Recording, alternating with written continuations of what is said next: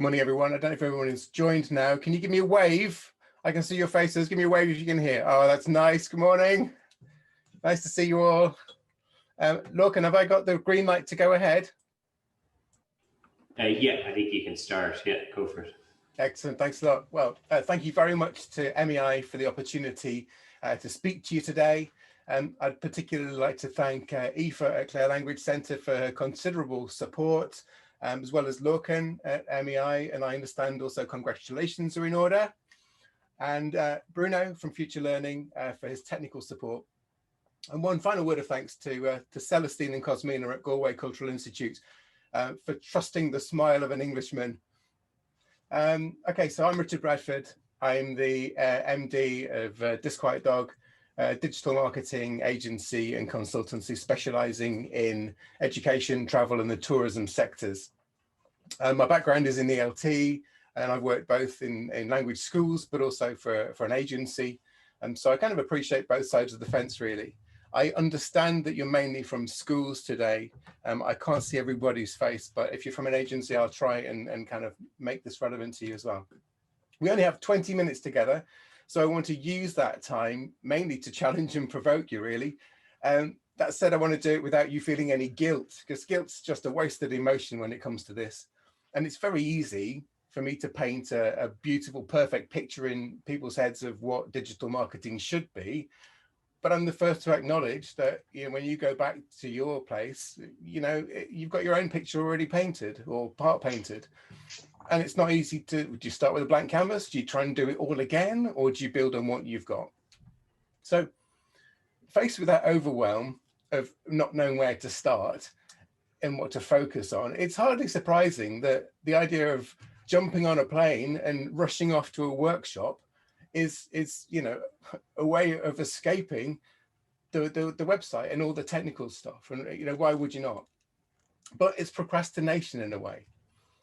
Not focusing on your digital marketing, especially at times like this, is probably an opportunity that's being missed. And I know that digital marketing is a procrastination point, because before Christmas every year, we always get tons of emails and phone calls from organizations going, we need to sort our website, because it is literally the last thing on that to-do list before you can go off for a Christmas break. It's not always a natural thing to think about. So we're going to look at, you know, what can be done and what can be looked at. And I think it's also important that you know, you appreciate the Disquiet Dog. We're here to take on that tangle and that complexity. It can be sorted out quite quickly. We can help you to prioritize. We speak truth to where you're actually at. We listen to where you're headed, and then we tell you what you need to do to sort it out. So, you know, you don't have to kind of work it all out on your own. That said, we believe that if you can empower your own team to all play a role in this, then the return on investment can be considerable. And you can see the case studies on our website as to how we would suggest you go about it. On our website as well, actually, on our website, there's this. It's a 100-question digital marketing checklist that you might find useful. Some of what I'm saying today is based on this, but there's obviously a lot more time and detail in that 100 questions that will just provoke you further and you know, maybe suggest things that you can do to help. But for now, we're going to look at what you can do in terms of your online presence to get the biggest share of the returning market, given that everything might change. And I thought, for simplicity, because we are limited for time, we'll look at the market, your product, and how you're going to distribute it as just 3 chunky bits to discuss.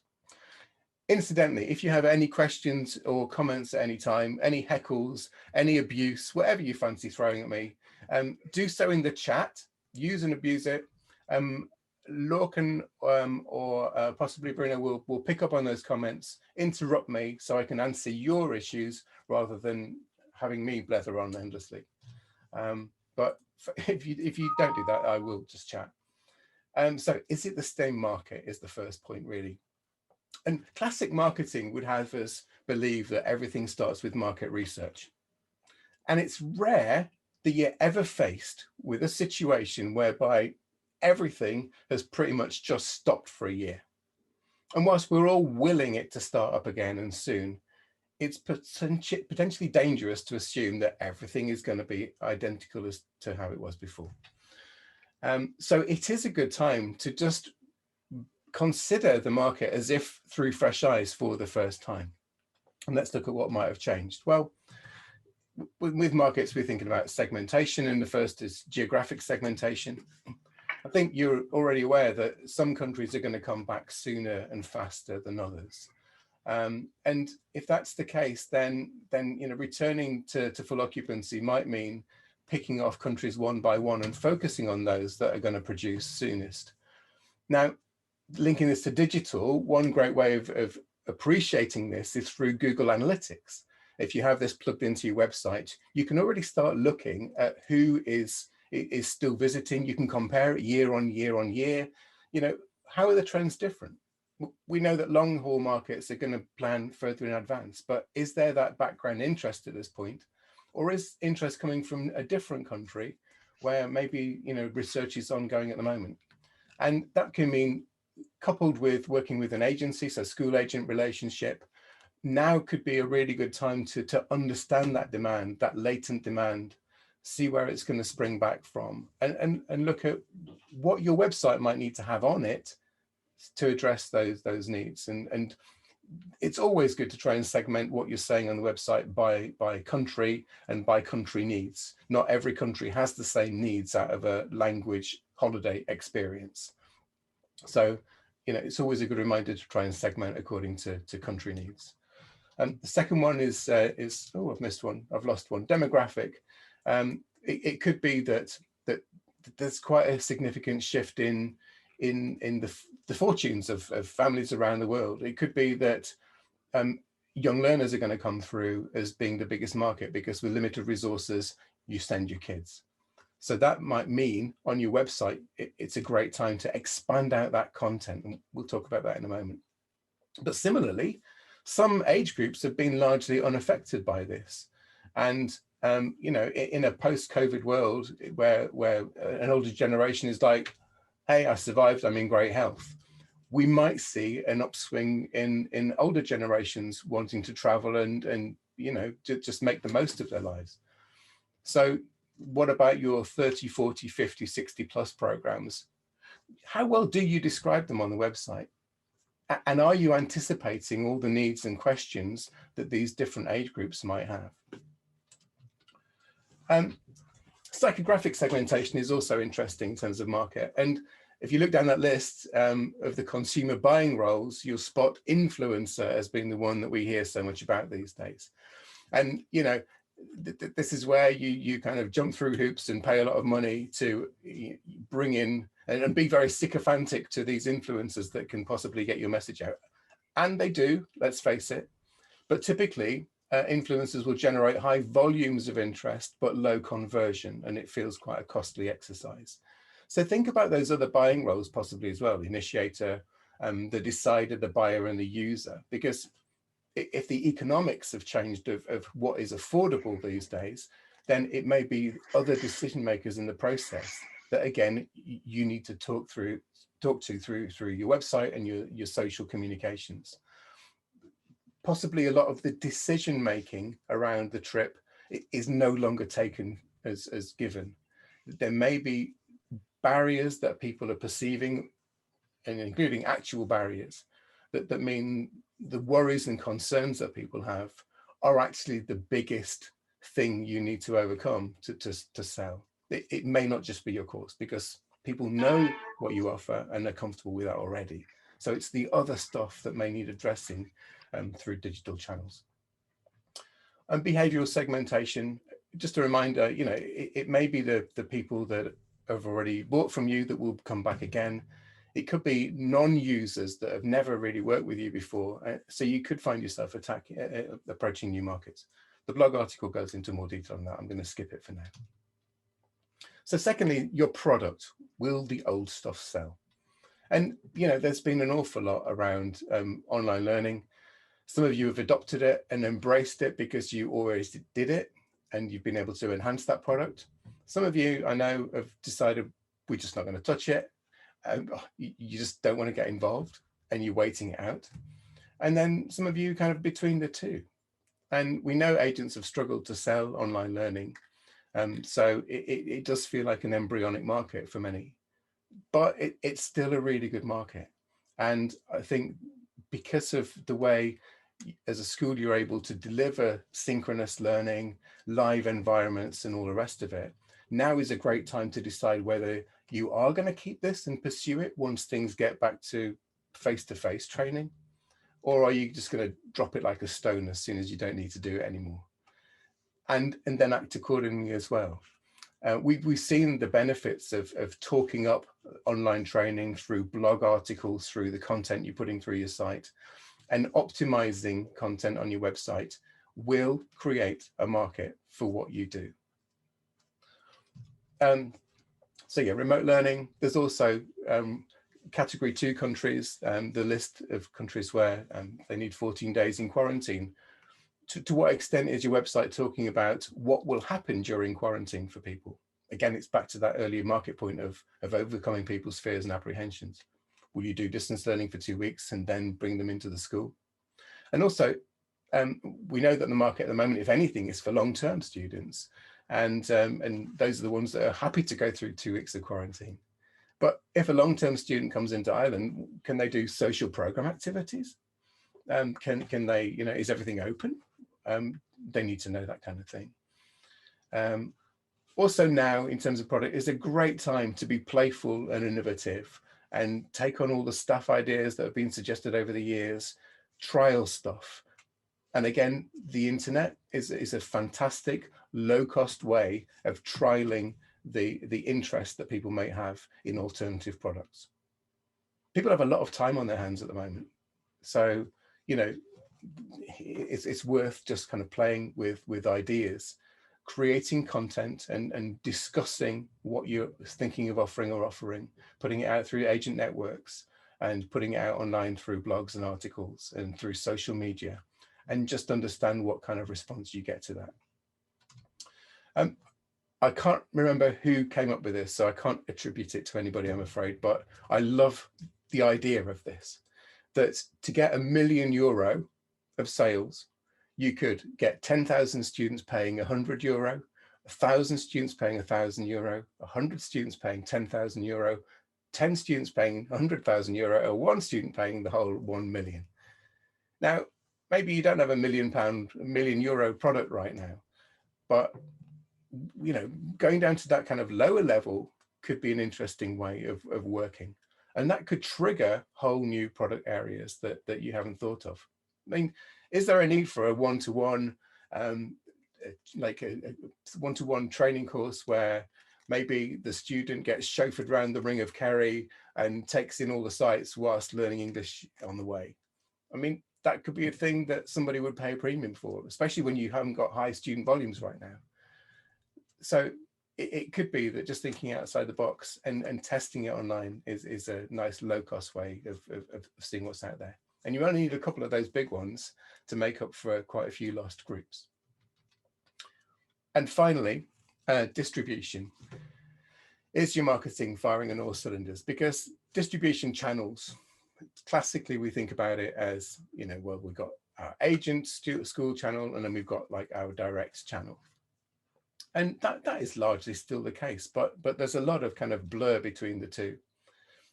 And when it comes to the direct channel, I think it's so important to say that, it's not an either or between working directly with agents and working directly with B2C, with direct students. Because as we were chatting with Bruno before we joined, before you all joined, and in reality, your website and positioning your website with search engine optimization is about getting your brand out there as much as it is about selling programs. When I worked at the agency, it was Cactus in the UK, when we had a client asking for a certain course and location combination, like, so say surfing in Clare, then if we didn't know which school provided that, we'd simply Google it as an agency. And we had a huge list of schools that we could have possibly, sent a mail shot out to see who did it. But that takes too long. We Googled it. And, you know, any school will be happy probably to set up a quick agency agreement if they know there's a student waiting. So optimizing and appearing in front of agents, direct users, it is always beneficial to your brand and people's awareness. And that classic of we need to get the message out there more, which is a very kind of outbound marketing approach. That the new version of that digitally is inbound marketing, where you just appear in front of people when they start searching for the stuff that they want. So this is why this is important, search engine optimization. And it has components. You have to have great content. I've talked about content a few times already. Making sure that you are describing in detail, splitting out into component parts, any way of describing and talking about not only your products, but also the related, you know, the related information about, you know, where you're based, how you teach, your brand and your values, and kind of combining all that together. Once you've got that great content on your website, you can amplify through social media, and that is always fantastic, and obviously reaches people in different ways. Again, working agent school in collaboration, agents on the ground will always have a better, closer reach to students when it comes to social media. So how can you collaborate so that you provide the content, but a local agent provides the diffusion? Technical health of the website is also important, and we do audits to help with this, because sometimes you'll have the best content in the world, but Google just cannot see it, and you can't see why. So it's always worth checking whether there are any technical coding impediments to why that might not happen. Great web design means that when people land on the site, they don't bounce off it. They like what they see and they want to stay a little bit longer. And user experience is about making sure that you've got nice, clean pathways through to a purchasing decision. And again, you know, the website is an extension of your face-to-face experience. So if you welcome people with open arms as they walk through the reception, it needs to feel exactly like that online. And now, of course, with a bit of downtime, you know, it's the perfect time to do that. So yeah, the agent versus direct thing, I don't believe it. I think people look for themselves, look for a client, look for a family friend, look for a colleague. And then they hit this tangle, which is the internet. And some will always naturally book directly, and some will always book through a third party. And I think the Venn diagram has very little overlap, actually, that people generally know which way they want to jump with that. So the important thing is just making sure that you appear in front of people for the products that you offer, for the market you're targeting, and for the clients and the mindset that you think is your natural kind of set of clients. I had to crowbar a bit of Ulysses in. The longest way around is the shortest way home. And, you know, to step outside and look back in is probably the best way of seeing where you're at. Creating content to appeal to the outside world. It's often hard when you know you so well, and you know why you're brilliant, and you know you have a God-given right to get students in because of how good you are.